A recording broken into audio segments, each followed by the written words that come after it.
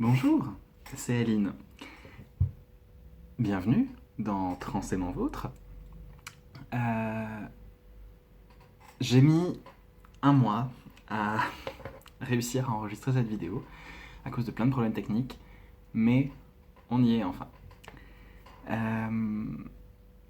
Le principe de Trans et non vôtre, le principe déjà, c'est tout simplement de faire des vidéos qui parlent de transidentité. C'est moi qui vais en parler, donc c'est par rapport à ma propre expérience, ce que moi je vis. Donc évidemment, ce ne sera pas exhaustif, mais voilà. Et donc voilà, je vais me présenter. Donc moi c'est Aline, j'ai 26 ans, je suis ingénieur du son et je suis une femme trans.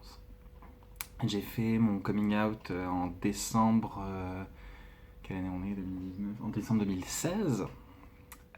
Et j'ai commencé ma transition hormonale le 8 octobre, pardon, le 8 octobre 2018. Voilà. Donc ça fait aujourd'hui 7 mois que je suis hormoné. Et il s'est passé beaucoup de choses. Et j'aimerais revenir dessus dans ce premier épisode qui va parler du traitement hormonal. Alors, au début de mon traitement, donc en début octobre, j'avais comme prescription 2 médicaments. Le premier étant l'œstradose, donc il s'agit d'oestrogène de synthèse, donc une hormone féminine.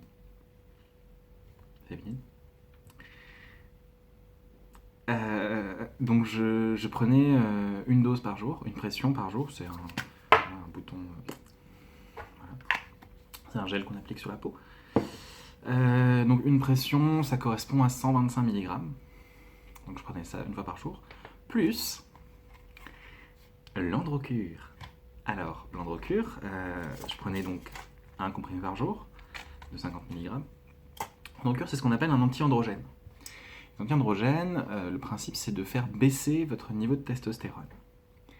Bon, il se trouve que j'avais un niveau qui était très bas naturellement. J'étais même en dessous de la moyenne basse. Voilà. Mais donc c'est aussi pour ça que mon endocrinologue m'a prescrit les deux. Normalement, elle prescrit que l'Androcur, ce qui est une très mauvaise idée parce que l'Androcur, c'est un poison. L'Androcur, il faut savoir, c'est un médicament qui peut provoquer des tumeurs au cerveau, des problèmes de foie, des états dépressifs, des troubles du sommeil. Il se trouve que j'ai eu ces deux derniers-là. Je suis en dépression. Et voilà. Donc c'est un médicament, si vous pouvez l'éviter, évitez-le. Donc j'ai pris ça pendant 4 mois. Un des premiers changements que j'ai constaté, déjà, gardez bien en tête que tout le monde ne réagit pas de la même manière, tout le monde n'a pas les mêmes effets. Il se peut que ça arrive plus vite chez vous, moins vite. C'est pas fixe. Voilà. Bonjour, c'est Aline au moment du montage de la vidéo. Je me permets de m'interrompre pour préciser quelque chose que moi du passé ai oublié de vous dire. C'est qu'il va y avoir un trigger warning organes génitaux. Je vais parler en détail de ce que le traitement a pu faire à mes parties génitales. Donc si vous n'êtes pas à l'aise avec ça, je vais essayer, parce que c'est ma première vidéo, je vais essayer de mettre un timecode vers lequel vous pourrez sauter pour éviter cette partie-là. Je vais essayer de le mettre quelque part là, on va dire là. Voilà. À moi les studios. Donc, moi au bout de 2 semaines, j'ai constaté une fin, en tout cas un gros ralentissement des érections intempestives.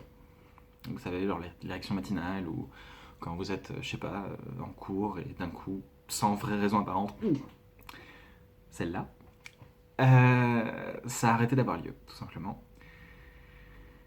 Et en plus, les érections volontaires étaient beaucoup plus compliquées à provoquer et à maintenir. J'ai continué à me masturber pour la science. Et Et j'ai pu constater également que le liquide séminal avait changé. Il était en moins grande quantité, il était plus liquide, moins dense et plus transparent. Bref, ça ressemblait à des postillons, quoi. Donc voilà. J'ai aussi constaté beaucoup plus tard, c'est beaucoup plus récent, mais que mon pénis au repos a beaucoup rétréci. En érection, il est toujours pareil qu'avant, mais comme ça arrive moins souvent, voilà. Par contre, voilà, je vous parlais d'effets qui ont lieu, qui n'ont pas lieu. Il se trouve que mes testicules n'ont pas réduit du tout, alors que chez beaucoup de personnes, c'est le cas. Moi, ça n'a pas été le cas. Soit. Donc, il y a eu ça. J'en ai fini sur les organes génitaux, rassurez-vous. Et au bout de, je sais pas, je dirais 3 semaines environ, 3 semaines et demie, il a commencé à se passer quelque chose dans ma poitrine, puisque j'ai commencé à sentir derrière les tétons une petite boule, cette taille-là à peu près, une petite boule dure, et quand j'appuyais ça faisait mal. Donc c'était le début de la glande mammaire, et donc elle s'est développée évidemment, ça a continué, ça a évolué, ça a avancé, pour mon plus grand plaisir. Mais lentement. Et l'autre constat que j'ai fait, pareil, au bout de 2 mois et demi, 3 mois, c'était le ralentissement de la pousse des poils, et particulièrement de la barbe. Je suis... En gros, au bout de 3 mois, je faisais pousser en 2 jours ce qu'avant je faisais pousser en 1 jour. Donc, voilà, ça a ralenti, ça a continué à ralentir, mais aujourd'hui c'est un peu plus compliqué à quantifier, étant donné que je fais du laser, donc bon, sur le visage ça pousse de toute façon plus pareil. Mais le reste du corps a suivi, hein, mes poils de torse, mes poils de ventre, de jambes, de bras, poussent différemment, plus épars, plus fins et moins vite. Voilà. C'est à peu près tout, je crois. Après, donc, j'ai pris ce traitement-là pendant 4 mois. Et au bout de 4 mois, c'était plus du tout gérable. Comme je vous l'ai dit, j'ai eu des troubles du sommeil. En janvier, je ne dormais plus. Tout simplement plus. Et je faisais des crises de manque. Parce que, en fait, j'avais fait baisser ma testo. Donc quasiment, j'avais presque plus de testo dans le corps. Mon taux était vraiment... personne n'a ce taux-là. Même des femmes cis n'ont pas un taux de testostérone aussi bas. Et en même temps, mon apport en oestrogène était beaucoup trop bas pour compenser ça. Donc voilà, mon corps était en manque d'hormones, et donc je faisais des crises de manque qui se traduisaient par des tremblements, comment ?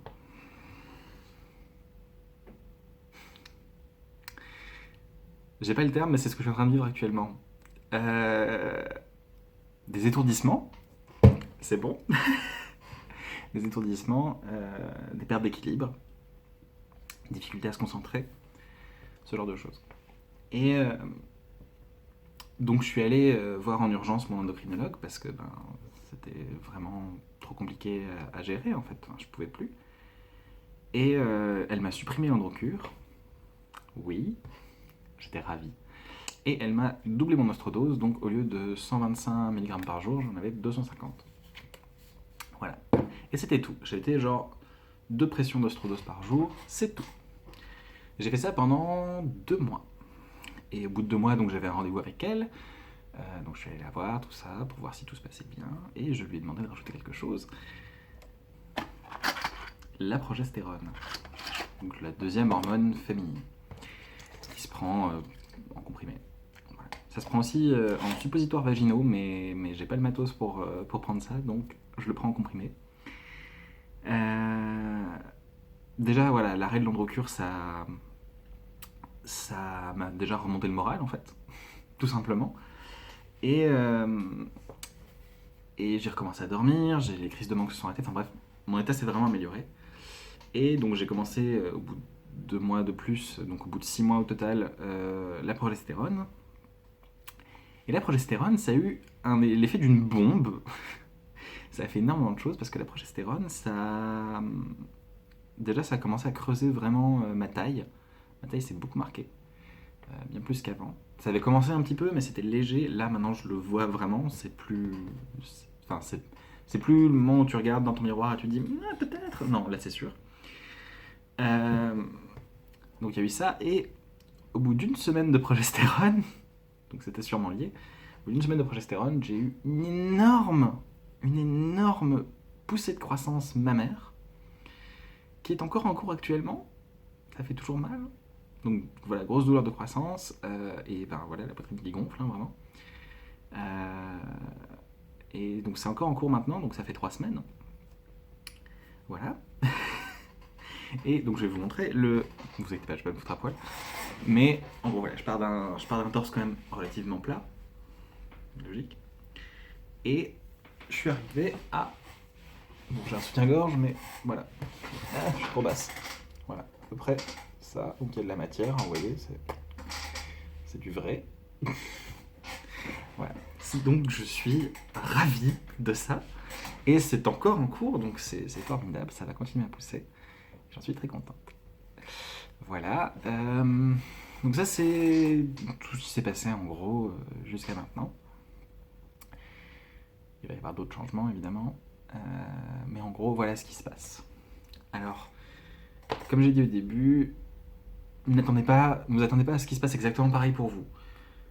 Selon l'âge auquel vous commencez, votre corpulence, votre régime alimentaire, vos taux hormonaux originaux, enfin, il y a énormément de facteurs qui entrent en ligne de compte et qui vont faire que vous allez réagir d'une telle ou telle manière. Donc voilà, moi j'ai commencé à avoir des seins qui poussent au bout de 2 mois. Vous, ça pourrait être 1 mois, ça pourrait être une semaine, ça pourrait être 2 ans, on ne sait pas. Mais voilà, il ne faut pas se décourager. Il ne faut pas baisser les bras si ça vient pas. C'est pas. Voilà, les changements s'étalent sur 2 à 3 ans quand même. C'est comme une puberté. Donc voilà, c'est pas instantané. C'est normal. Et c'est pareil pour la testostérone d'ailleurs. Ça vient pas d'un coup. Voilà. Euh, je pense que j'ai fait le tour du sujet. Pour la suite de ce format, je vais vous avouer quelque chose. Je suis une personne qui a très peu d'idées. En fait, comme je parle beaucoup de ça tout le temps, notamment sur Twitter, j'ai un peu l'impression d'avoir tout dit. Et en fait, je me rends compte qu'il y a toujours des débutants, il y a toujours des gens qui veulent apprendre, ou qui veulent se renseigner pour leur prochaine potentielle démarche. S'il y a des sujets que vous voulez que je traite, n'hésitez pas, dites-le moi. Posez-moi simplement des questions. Si vous avez des questions sur le sujet de la transidentité de manière générale, des choses précises, hein, vous pouvez. Si la question m'inspire une réponse un peu élaborée, je ferai une vidéo sur le sujet peut-être. Si c'est pas le cas, si j'ai vraiment pas grand chose à dire, je pense que je ferai une vidéo au bout d'un moment, si je reçois beaucoup de questions, je ferai peut-être une vidéo où je compile plusieurs questions qui me sont posées avec une réponse courte, enfin une sorte de FAQ vraiment dédiée à ça. Voilà, donc n'hésitez pas à faire des propositions. Je pensais faire une vidéo pour parler de l'épilation laser. Parce que voilà, pour raconter un peu comment ça se passe, comment on fait. Je vais attendre un petit peu parce que j'ai pas tout à fait terminé, et j'aimerais bien une vue d'ensemble. Mais voilà, par exemple, c'est un des sujets que j'aimerais traiter. Ça peut aussi être des sujets plus militants, hein, si vous avez des questions à ce niveau-là. Je vais essayer de faire mon mieux. Ça fait longtemps que je suis plus militante vénère. Je l'étais il y a 1 an, là ça s'est calmé. Je suis fatigué. Mais voilà, bref, si vous avez des questions, respectueuses bien sûr. N'hésitez pas à les poser en commentaire, sur mon Twitter, peu importe. Et je